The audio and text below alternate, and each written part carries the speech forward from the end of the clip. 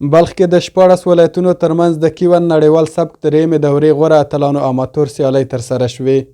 د یادو سیالیو ترسره کوونکي مسؤلین وایي چې 40 جوړو په سیالیو کې برخه اخیستې ده او موخه یې د هیواد څخه بهر سیالیو ته د لیږد لپاره د غوره اتلانو ټاکنه ده. نن ورځ چې کومې مسابقې اماتور شکل په مزار شریف کې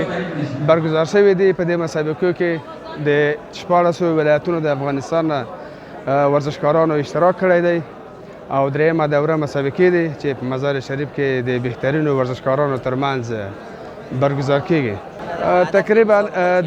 25 جوړو ورزشکارانو اشتراک کوي چې 50 نفر ورزشکاران کیږي. هدف د دغو سیالیو نه پرمختګ د ورزشکارانو دی تر څو خارجي سیالیو ته د دې نه بهترین ورزشکاران انتخاب شي او په هغو کې ګډون وکړي. د سیالۍ ګډونوال خوښ دي چې د هیواد په کچه لویو سیالیو کې ګډون کړی دی. دوی د غرض له مسؤلینو هیله لري چې ملاتړ یې وکړي تر څو د هیواد لپاره ډېرې لاسته راوړنې ولري. و مدت 2 ماه میشه در این مسابقه آمادگی گرفتیم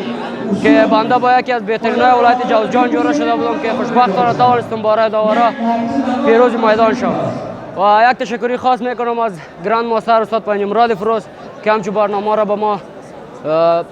تضمین میکنه که ما به مسابقه خود پیشرفت کنیم. بسیار خوشحال هستم که امروز همچون مسابقه برگزار شده و از این بعد هم همچون مسابقه برگزار شود تا ورزشکارای ما تشویق شود و خواست ما از دولتی است که بعد از این هم ورزشکاران را حمایت بکنه، به خاطر از اینکه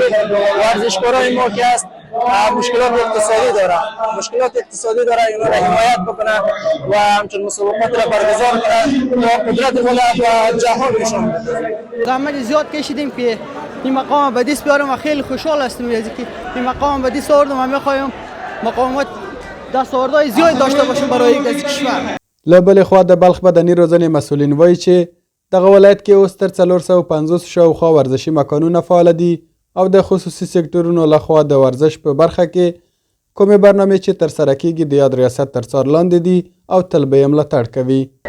الحمدلله په بلخ ولایت کې ورزشي مکانونه د 400 نه تر 450 پورې مونږ ځایونه لرو چې څه په ولسوالۍ کې دي او څه په مرکز کې دي او برنامې مونږ تاسې وینئ چې ورځ تر بلې د شخصي سکتورو لخوا نه حمایه کیږي او د ریاست تربیت بدني له خپل هرې ورزشي برنامې نه په خپله نظارت کوي او خپله لیدنه کوي تر څو ځوانان کې کوم معیشت دی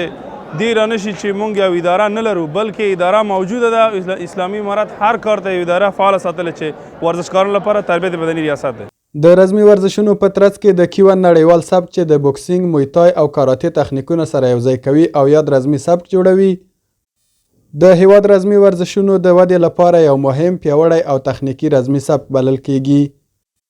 او داسې سیالۍ جوړول لوبغاړو ته دا فرصت برابروي چې خپل مهارتونه وښیي او نړیوالو سیالیو ته لار ومومي. ضابط خان انځور، د البرز نشراتي څانګه، بلخ ولایت، مزار شریف.